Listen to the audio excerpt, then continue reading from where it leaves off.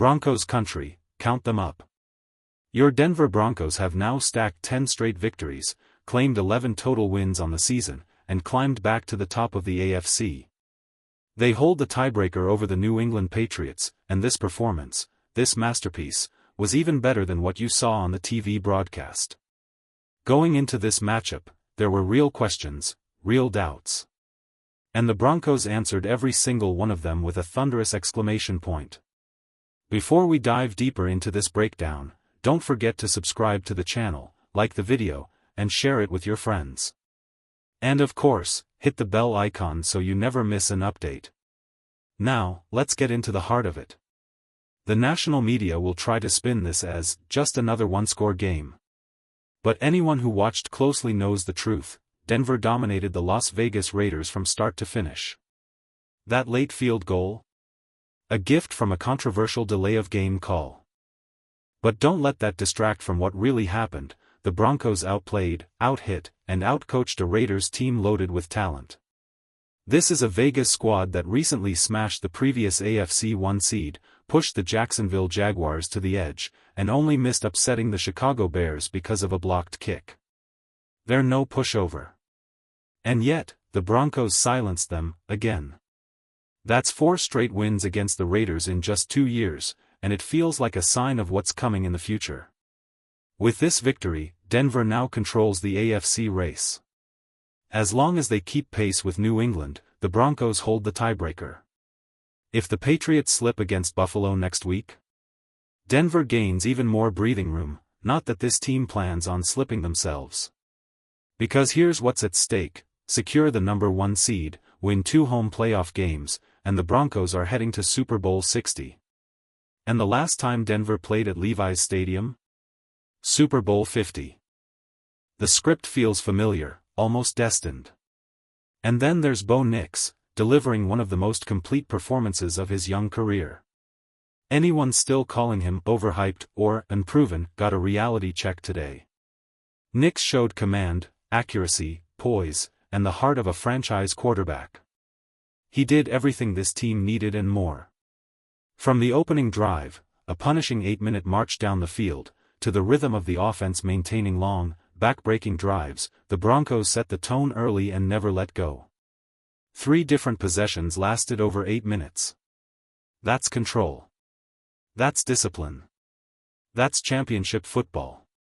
2 of those long, punishing drives ended in touchdowns, and truthfully, the Broncos could have punched in 1 more at the end, but settled for the field goal. Still, the statement had already been made. What continues to separate Bo Nix from so many young quarterbacks is his composure in the pocket. When pressure closes in, he doesn't drift left, he doesn't drift right, he steps up, straight into the chaos, and turns danger into opportunity. That awareness, that maturity, showed up again on his 13-yard rushing touchdown. A calm, fearless scamper straight through the teeth of the defense. That is what a real leader looks like. Then came the play that still feels unreal, the kind of moment that would break the internet if Patrick Mahomes pulled it off. As others pointed out, if Mahomes made this throw, Madden would probably shut down and update their entire highlight reel. The Broncos were still in a tight game when Nix delivered a no-look laser across the middle, hitting Courtland Sutton right in the chest. Sutton didn't even have his hands up, because Bo wasn't even looking at him. That's swagger. That's next-level confidence. That's rare. Sometimes that fearlessness looks almost cocky, the kind of thing you expect once you're blowing a team out. But Nix? He plays with ice in his veins. He leads the league in fourth-quarter comebacks. Last week, he marched Denver down the field in overtime to beat Washington. He never panics. He never blinks. He plays with a joy and a connection to his teammates that makes this team impossible not to love. And remember what this quarterback walked into: the largest dead cap hit in NFL history from the Russell Wilson move, a roster that hadn't touched the playoffs in almost a decade, and expectations so heavy they could crush most players. Despite all of that, Bo Nix just tied Dan Marino for the 5th most wins through a quarterback's first 2 seasons, and the year isn't even over. If the Broncos run the table, Bo Nix could become the winningest quarterback over his first 2 seasons in NFL history. He's now just 3 wins away from tying Russell Wilson's mark and 4 from passing him outright. Let nobody downplay him. Let nobody diminish what he's doing. Bo Nix is special, and the numbers prove it. Even the national commentators, the same ones who weren't sold before, finally had no choice but to start praising him. And this is only the beginning. From the moment training camp began, Broncos country kept saying the same thing: this quarterback is built different, and nights like this prove it again and again. Even with several tough drops, this was Bo Nix's highest completion percentage of his career. Troy Franklin missed one on the sideline he usually hauls in. Courtland Sutton made a spectacular grab that probably should have been incomplete, then dropped 2 that hit him right in the hands. And coming into this matchup, Nix already had the second most dropped passes in the entire NFL. He hasn't always been supported by clean catching, and even tonight, he had to overcome it. Yet he still delivered.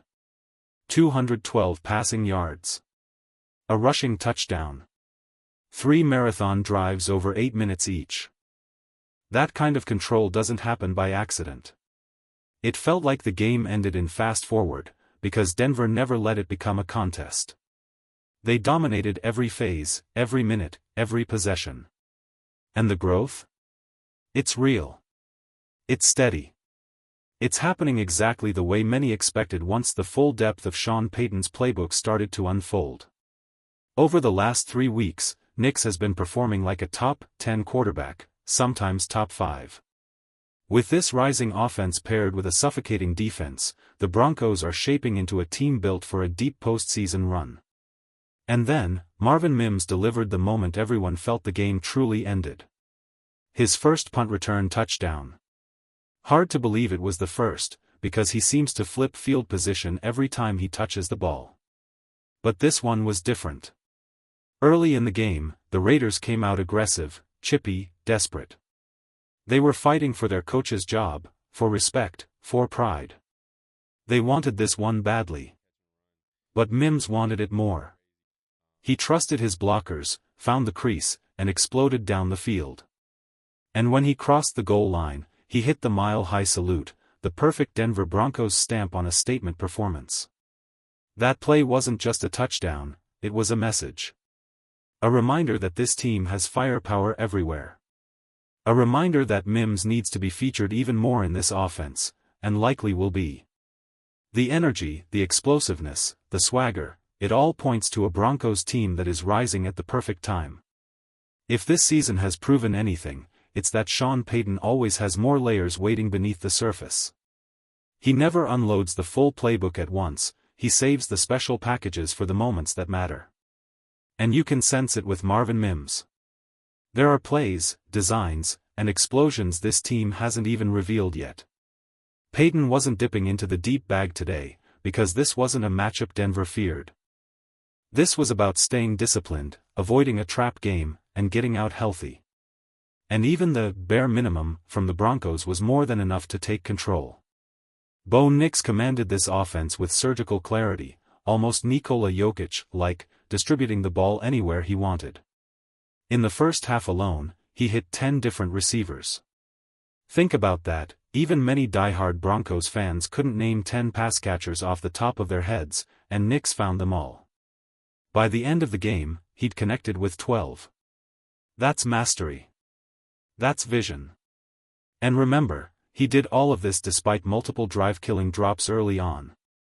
This offense is growing exactly the way many expected. The message to the critics has always been simple: pump the brakes. This team isn't fraudulent, they're ascending. Since the mini-bye after that Thursday night win over the Chiefs, the Broncos have been on a 10-game tear, beating the Chiefs, beating the Eagles, flying to London and winning without a full rest week, a stretch that feels nothing short of remarkable. And Broncos country showed up again, turning Allegiant Stadium into a second home. The energy, the noise, the sea of orange, it felt like Denver played in front of its own crowd. And with Las Vegas heading toward another rebuild, it's starting to feel like the Broncos will own that stadium for at least another year. Now, there are a few defensive concerns worth mentioning. But when looking at the playoff picture, something unexpected has opened the door even wider for Denver. Just weeks ago, the Indianapolis Colts looked like they had the inside track on the number 1 seed. The Broncos were even hoping Kansas City would hand the Colts a loss just to keep the race alive. But now, with injuries mounting and their season unraveling, the Colts may not even reach the postseason. Suddenly, the AFC landscape looks very different, and very favorable for Denver. But the brightest spotlight from this game belongs to RJ Harvey. Sean Payton hinted at it earlier this week, saying, "You ain't seen nothing yet." And tonight, that felt absolutely true. We started to see it tonight, and somehow, it still feels like we haven't seen anything yet. This is exactly why Sean Payton wanted RJ Harvey. Not because he was the loudest name, not because he was the easiest pick, but because he was the right player. A relentless, explosive, all-effort running back who refuses to go down quietly. When the Broncos opened with a drive that looked destined to stall, Harvey changed everything. 10 straight games without an opening drive touchdown, and Harvey snapped that streak with pure willpower. He shrugged off an open field hit that should have ended the play, stayed upright, and powered forward like the entire game depended on it. Moments like that give you chills. Moments like that tell you who wants it more. And tonight, that team was the Denver Broncos. Every time Harvey touched the ball, you saw the second effort, the third effort, the absolute refusal to quit. If you looked up "second effort" in a dictionary, you'd expect to see his picture.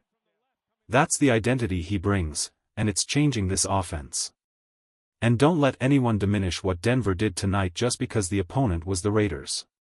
This same Raiders defense held the NFL's best rushing team, the Chicago Bears, to 69 total rushing yards.